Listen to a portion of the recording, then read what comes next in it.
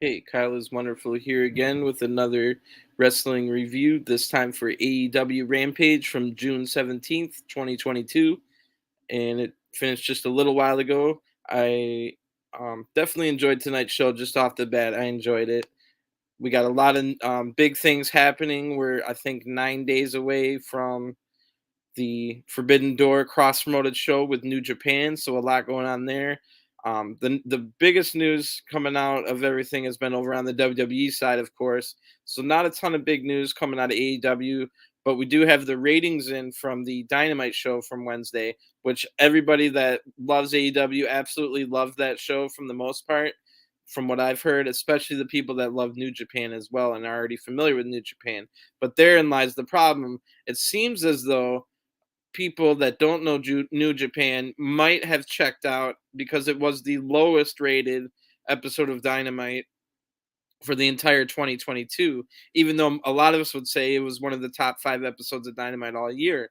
But we're big fans of all that nerdy stuff when it comes to wrestling, and we know all the Japanese guys and what factions they come from and the name of their finishers. And meanwhile, for like people that may only watch AEW, like are completely confused about all these things they're seeing and like how what their titles are called IWGP, but they're from NJPW. Like, what does any of this mean? What's this Rev Pro title that this Osprey guy has?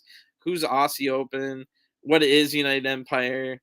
Is Jay White really the champion? Like, is he good? Like, these are all questions that a casual quote unquote fan or maybe just an AEW only fan might be thinking, which leads me to think that maybe that's why it was the lowest rated episode of Dynamite all year. I don't know if that's anything to worry about per se.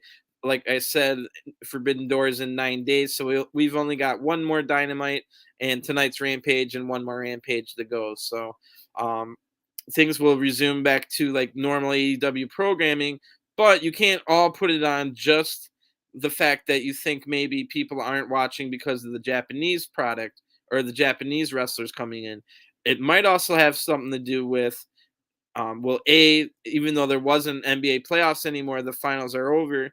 The first game of the NHL finals, the Stanley Cup finals, was on Wednesday. So maybe a little bit of viewership lost from that. I could see a lot of AEW fans also being the type that are hockey fans. So that might have a little bit to do with it. The Japanese stuff might have had a little bit to do with it. But then what else? What are we missing? What are we missing from the from now that we had all the rest of 2022? A couple big key names, namely CM Punk, Daniel Bryan, and MJF. All have been missing for weeks now. And I think that is probably at least 50% of why Dynamite had their worst viewership of the year. That combined with the Japanese, I think third place for the reasoning would be the Stanley Cup. Probably only drew away a couple, 10 or 20,000 people, but it was down to about 700,000 people from a normal like 900, so almost a 200,000, maybe 150,000 drop in viewership. And like I said, many reasons that could be attributed to that. But I think CM Punk, MJF, and Daniel Bryan not being on the cards is hurting, as well as maybe like somebody like Wardlow had a lot of fire and um energy coming out of the pay-per-view, but now he's kind of cooled down because they have him fighting like nameless jobbers and doing weird things, and it hasn't been that interesting and stuff like that. And maybe just so many maybe even some people were put off by like the All Atlantic title being announced, and now we've got all these ROH titles, and there's these IWGP titles and a Rev Pro title, and there's just 1,000 titles on the show, and they can't keep up. So a lot of information for people that aren't super nerds of the product, such as me and maybe some of you if you're watching me. But like I said, it didn't take away from my enjoyability. Like, people don't watch Game of Thrones, for example, or Breaking Bad and then think, I really like this show, but I mean, viewership was down. So I don't know. Like, people don't even think about viewership numbers and ratings when it comes to like Breaking Bad and like the people that are working for the companies do, but people just enjoy like Breaking Bad for what it is, and then they'll talk about it online with their friends. Maybe they were like, "Oh, I didn't like this episode, and here's why," and stuff like that. But that happens with everything in life. So anyway, we get we'll get into Rampage now. It's a taped episode again. This one was taped before this week's Dynamite in St. Louis, so we're still in St. Louis, and we've got Jericho and Regal on commentary, and I think maybe they stay the entire night. Maybe Regal leaves, but I think Jericho and Regal are on commentary the entire night, and they're pretty hilarious the entire night. So we actually get entrances to start out this Rampage, so that's pretty cool. A lot of times they're over on YouTube, and I'm watching SmackDown before, and I'm also trying to fit in NXT Level Up. So when those entrances are on YouTube, I just, even though it's on YouTube, it's too hard for me to fit in. It's like I got enough going on. So nice to actually see the entrances here. Moxley comes through the crowd, big reaction. If you don't remember, they set this match up with a little video package on Dynamite. It's going to be Dante Martin versus John Moxley. And Dante was basically tired of being the guy that, oh, he gets close in his matches, but he doesn't win. So that's the story here. We get a little bit more story as Moxley's making his entrance. We see 2 months ago on Dynamite where Dante Martin put up a good fight against Moxley, but Moxley won in the end. And then we see a video from only a month ago now. Moxley and Danielson, if you remember, beat Dante Martin and Matt Sydal. And again, a really funny exchanges between Jericho and Regal on commentary throughout. And Taz mentions that this is a definite clash of styles, which you always know that usually means it's going to be a good match, I should say. And then here's some of the biggest news in the entire night gets brought up right here. So if you left your room for 15, 20 seconds, you might have missed this. This is one of the most important things about or going in the Forbidden Door and one of the biggest questions. And to me, I can overlook even Okada not being on the card or like maybe Will Ospreay not fighting the person I wish he was. Nothing else matters as long as we get Zack Sabre Jr. versus Bryan Danielson.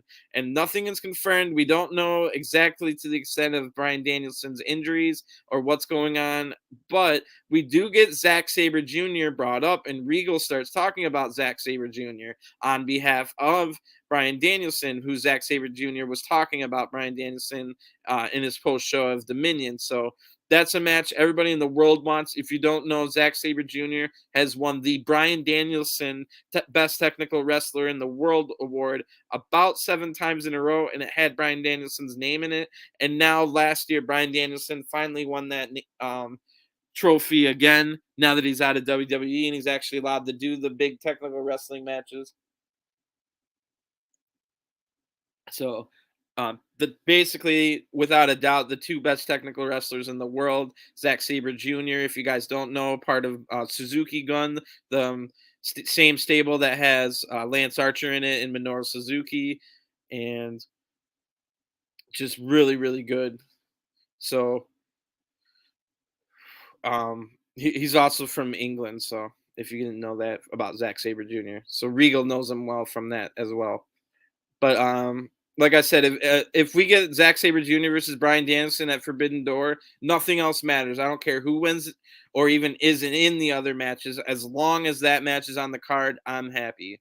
And it's worth the entire event just to see Zack Sabre Jr. versus Bryan Danielson. And I hope they give him like a really long time in that match as well. So that should be amazing. This match, going back to what we got now, is again Moxley versus John Moxley versus Dante Martin, and match starts out with some good grappling, which I just watched NXT Level Up just before this, where they were doing some grappling, but that was from the Extreme Rookies down in NXT. That's what the Level Up show is about, is the Extreme Rookies and people making their debuts and people that have only been there a month. So the go from that style of grappling, where that's just them learning the basics in real time, to seeing John Moxley putting on a grappling clinic here where Dante Martin was able to keep up with them. So something to keep in the back of your mind, that Dante Martin does have some grappling abilities in him. So I like the start of this match with some grappling, but John Moxley was always getting the better of Dante through his size and experience. And so then Dante starts turning up the gears and making a more fast-paced match. After that didn't work, the grappling. Um, Moxley goes to the outside of the point, and Dante leaps from the ground to the top rope, but then stops on a dime and pauses and fakes out Moxley. So we get a fake out here on a really, really impressive looking move. It's almost harder to just stop on the top rope than it is to then leap. So keep that in mind. He used the fake out here towards the beginning, Keep that in mind for later. And Mox tells Dante to chop him at a point. So we get 3 kind of weak chops by Dante Martin to the chest of Moxley, and only one big one from Moxley to Dante to knock him down. Then we go to a picture-in-picture ad break where really absolutely nothing happens in this ad break. When we get back, Moxley has a clover leaf on, and then he transitions that into the Regal stretch. So that was a nice flurry of moves, technical wrestling there. Dante with a front flip hurricane run. And now, how can I describe this? Moxley's sitting on the top rope, and Dante Martin, I don't even think he had much of a running start. He's just standing there and does a front flip and hooks his like feet underneath Moxley's armpits to give him like a hurricanrana kind of toss off the top rope, all in kind of one. It was a little bit messy, but holy crap! I just the fact that he was able to do it is insane. So I'm guessing if he just keeps trying this, he's going to perfect it so that it's completely fluid and it's going to be one of the top moves in the world. You got to check this move out. But anyway, we also get a nasty dive to the outside, and this one was the same one as earlier, where Dante jumped from the mat all the way up to the top rope in one leap. But then this time, instead of faking, he jumped out and hit Moxley, so that was cool. And we get a nosedive attempt, which is Dante Martin's finisher, a multi springboard moonsault, and that was countered into a sleeper by Moxley, and takes a while, but Dante gets out of that. Then we get a top rope slice spread number 2 from Dante to John Moxley. So Moxley not having any luck when he gets up on the rope. RKO attempt or RKO hit by Moxley. So Moxley with a big cutter out of nowhere, and then a big lariat, but Dante won't stay down. So then we get the rapid elbows to the head from Moxley, and then immediately puts in a hammerlock type submission maneuver. Dante Martin taps out. Really good looking match. Dante looked amazing, and Mox did a little bow of respect to Dante Martin on his way out. So maybe a little tease that Dante Martin could be considered, or a potential new member of the Blackpool Combat Club. So something to keep an eye on there. Now Tony Schiavone's in the back, and he's with Keith Lee and Swerve Strickland. And if you remember, the last time they were together on TV, it was the Battle Royal for the right to fight John Moxley and the right to go to the main event of Forbidden Door, which was eventually won by Kyle O'Reilly. But in that match, Keith Lee was dominating at the start. Nobody was throwing anybody out other than Keith Lee, who eventually got turned on. A swerve happened, if you will, and Swerve threw out Keith Lee. So Keith Lee tells Swerve here that he's got 30 seconds to explain before I beat your ass. But before Swerve can finish his 30 seconds, Hobbs and Starks interrupts, and Starks says, "Well, you two never beat us, so let that marinate." So it looks like we're not done with Keith Lee and Swerve tag teaming, and they're going to fight Hobbs and Starks again, which should be a good match. But I'm assuming either Keith Lee or Swerve's going to turn on one or the other in that match. That's my guess. So then we get one of these weird matches that was announced late, and I pretty much knew why. It seemed like they wanted to fit a reason to get a Max Caster rap on the Rampage card, which I'm always a fan of Max Caster's raps. So. But you know why because before this was taped on Wednesday, the news about Vince McMahon and the whole Wall Street Journal report came out. So we already knew what Max was going to do, and it was super tame. I'm sure Tony Khan didn't want to do anything that would get him in legal trouble. So all we get out of Max here is he brought up the word, or he said the words like, "You'll have to sign an MDA" or something along those lines, which is what Vince McMahon's being in trouble for. So we get an MDA mention from Max Caster here. He's out with the Gun Club, Billy Gunn, and injured Anthony Bowens. So they're going to fight Roughing It. If you don't know who Roughing It is, I've never heard of him either, but I have heard of everybody on Roughing It. So Roughing It is apparently the 3-man tag team consisting of Leon Ruff, who you might remember having a pretty good run in NXT, and then who I think Leon Ruff had a pretty good rivalry against Swerve, now that I think about it. And Leon Ruff teaming with Bear Country, Bear Boulder and Bear whatever the one else is. And their fight their tag team name apparently is Roughing It. So the match starts with all six brawling. We get a lot of on outside brawling, and then we get a scissor party in the ring with the Gun Club and Max Caster. Leon Ruff is gonna start with Austin Gunn in the ring. We get a quick draw into a mic drop. The match is over in 10 seconds. Bear Country's nowhere to be seen, and what a quick squash. So literally, this match was all put together, and everything about this segment was so that they could say the words MDA. So I don't think it was quite worth it, but it seems as though Max Caster couldn't go super hard on the situation since it's a pending legal um in something. So but then we go to Hook in the back. Hook's back there. He says, or the announcer tells him that he will face a top prospect from an NJPW LA dojo. So I don't know who that's going to be, and I don't know when that's going to be, but I'm assuming that'll be on Rampage next week. Then we get Danhausen interrupting, and he says, "Well, Willow, they're excited to fight the dojo."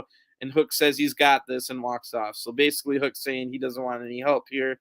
Danhausen made it sound like it was going to be a tag match, but it does seem like it's going to be Hook in a singles match, maybe against. Shota Umino already has a match, but maybe it'll be Shota Umino, or it could be the Clark Connors or something like that. Yuya Uemura is another possibility, so we'll have to find out.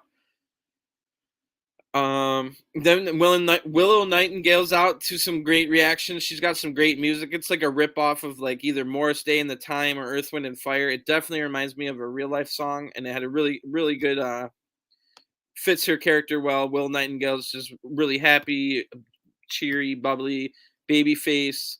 Jade Cargill is going to be her opponent. If you remember, Willow told Stokely Hathaway she'll take her up in the challenge. I thought it was going to be a TBS title match, but I don't think it was. I think this is a non-title match. Jade Cargill comes out of the Cody Vader in the middle. Right now I'm talking about Rampage, which is AEW's show that happened tonight. And so yeah, Jade Cargill comes out of the middle with the Cody Vader. She's got her hair back to white and it's a lot shorter, so a different look on her. The baddies and Stokely Hathaway come out with her, but if you remember on Dynamite, Stokely said he's going to do some guest announcing, which ended up being pretty funny. He had pretty good chemistry with Jericho, who's still on commentary. So Jericho then gives Jade Cargill the Sports Entertainer of the Week, and it definitely looks like it's a non-title match. Jade Cargill starts out in control, but Willow's able to dodge some, and then Willow tries to pounce, the Monty Brown pounce, but Jade dodges that. Then we get Kira Hogan putting the boots to Willow as we go to a picture-in-picture ad break after like really quickly going to a break. Match barely got going. When we get back, or I think some of this is in the picture-in-picture, Willow throws Jade into the barrier, but then Jade works the crowd a little bit. Gonna play a game. Yeah, I'll probably be on in a little bit before once I finish this. I also got one more review to do. Willow throws Jade in the barrier, but then just can't keep in control. Jade gets back on top. As soon as we come back from picture in picture, Willow's in command at that point, but Jade just quickly ends it with the finisher. And I'm definitely tired of watching women's matches that get like 90 seconds, then go to a picture-in-picture ad break, and then it ends 30 seconds once it comes back. I'm tired of that. Anyway, Athena's music hits. That's Ember Moon, if you guys don't know. And apparently the new name of her Total Eclipse finisher is the O face of all things. So that's a little awkward. But anyway, we're told that Athena hits the O face on Kira Hogan. Chris Statlander now runs out so that Athena didn't get double teamed by the rest of them. But on her way out, she smacks Stokely Hathaway in the back of the head. That was pretty funny. So quick match, pretty meaningless match, but some funny stuff came out of it. And I can't believe her finish is called the O face. So then we get a Jay Lethal video package. He's with Satnam Singh and Sanjay Dutt. Pretty funny package here. Jay Lethal's calling Samoa Joe the laziest champ ever, basically calling him out on never defending the TV title. And they say Satnam Singh's future is bright. Then Satnam Singh talks and says they're just starting. So more to be seen here. Looks like definitely the Samoa Joe feud is not over with. And it ends with Sanjay sounding like he's like either Beavis or Butthead. So that was kind of a funny ending. a weird ending. So um, we get a couple of things announced officially for the Forbidden Door pay per view. It's official. It's like we thought, but both titles will be on the line. So it is official. 3-way, both two titles on the line, tag match for the ROH title and the IWGP Heavyweight Tag Team titles. It'll be FTR versus Roppongi Vice versus United Empire's Jeff Cobb and Great O'Khan. So good, should be a good match. I'm wondering if three people will be in the ring at once or if two people, probably the three people, and then you tag your partners. So we'll see what the rules are when that starts. They also tell us the Will Ospreay versus Orange Cassidy match at Forbidden Door is going to be for the IWGP US title. So hopefully Will Ospreay can get the actual US title from Juice Robinson before that point in time. And then they tell us next Wednesday on Dynamite, it's going to be huge match announced. And I was wondering if we were going to get to see Tanahashi wrestle on Dynamite before Forbidden Door. And the answer is yes, which again really makes me regret that I can't go to the. I live in Detroit, but I won't be able to make the show. I cannot make the show. And I'm going to miss a Blood and Guts match and seeing Tanahashi live. So it's going to be Jon Moxley teaming with Tanahashi, the two people in the main event of Forbidden Door, teaming together to go up against Jericho and Lance Archer. If you remember, Jericho now has entered an alliance with Minoru Suzuki and his Suzuki Gun stablemates. So a big alliance between the Jericho Appreciation Society and Suzuki Gun, and that's a pretty they fit well together. So then all we've got left tonight in Rampage is the main event. It's going to be Darby Allin trying to avenge Sting getting injured by Bobby Fish and Kyle O'Reilly, Red Dragon. Darby Allin fell short to beating Kyle O'Reilly at the Double or Nothing pay-per-view, but now he's getting his chance against Bobby Fish here in the main event. So, of course, we got the Mark Henry split screen interview with both competitors. Mark Henry brings up Red Dragon hurting Sting, and basically just Darby Allin and Bobby both say they're going to win. But then Darby says something of note, and usually if you're the baby face and you if you say something, it usually comes true. Like, you'll notice if a babyface isn't going to win the title match that they're in, they're not going to say out loud, like, I promise I'll win this title, or I will win this title. Like, they'll say, like, I'll try my best or stuff like that, but they won't. But if they're actually going to win the title, then they'll say, I will win this title. So, anyway, Darby Allin, the face here, says, this isn't going to be a wrestling match. Bobby, I'm going to try and break your leg. So, big threat thrown out here by the face Darby Allin, and usually faces have to almost always back up the things they promise. So, maybe we'll see Bobby's getting his leg broken tonight. That'll be interesting to see. But Bobby Fish is out first. The crowd is dead quiet, bro. No cheers, no boos. Crowd doesn't care about Bobby Fish at all. Unfortunately, I like Bobby Fish. He's definitely not as good as Kyle O'Reilly, but they're a great tag team, and Bobby Fish is okay on his own. I wouldn't say he's basically on a Tony Nese level, which I don't think Tony Nese is terrible either.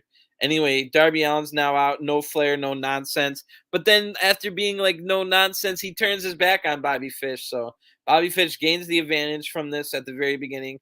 But of course, it breaks down. Darby Allin said he didn't want a wrestling match. So we get one of the nastiest dives to the outside ever. Darby Allin keeps one-upping himself on these torpedo dives. They smack him and Bobby smack into the barrier so hard that there's a pretty large man, maybe over 250 pounds, goes flying back into his seat from hitting on the other side of the barrier. There was so much force behind this torpedo dive. So definitely go look that up. Then we get, I think, not one, but two dragon screw leg whips from Bobby Fish where Darby Allin hits his head on the barrier off of each of them. So a lot of brawling on the outside. Again, Darby didn't want a wrestling match. We get a beautiful tope con hero from Bobby to get back in the ring onto Darby Allin.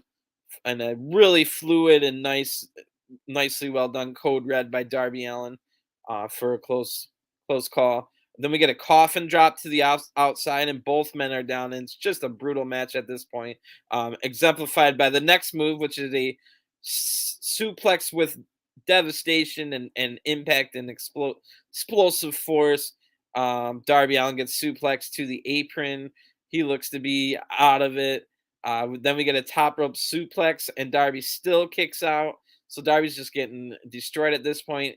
Ankle lock is applied by Bobby Fish, but it's countered into a pinning combination that Darby uses Bobby's own leverage against him. Bobby can't kick out. 1, 2, 3. And Bobby just immediately gets up, starts beating up Darby Allin.